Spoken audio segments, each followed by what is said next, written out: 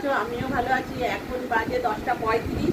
দেখো দেরি করে ঘুম থেকে উঠেছি আর নিয়ে চলে এসেছি এই যে পাউরুটি আর হচ্ছে লিকার চা। এটা হচ্ছে গ্লাসে দুধ চা। আমার গ্লাসে দুধ চা খেতে ভালো লাগে, গ্লাসে ভালো লাগে, ওই জন্য আমি গ্লাসে খাচ্ছি। আর দেখো বল্টু এখান থেকে একটা পাউরুটি তুলে নিয়েছে আর দেখো নিয়ে এসছে ওর খাবার, চিড়ে আর কলা।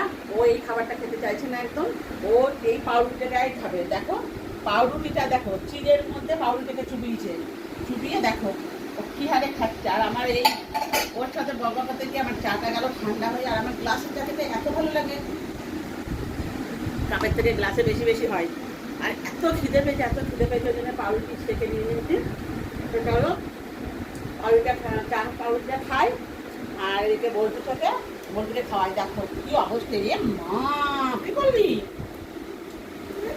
বুঝলো আবার দুষ্টু করছে, হুম করছে। আর এগুলো পিঁপড়ে ধরে যাবে, পিঁপড়ে ধরলে ওরকেই কামড়াবে খাটের মধ্যে।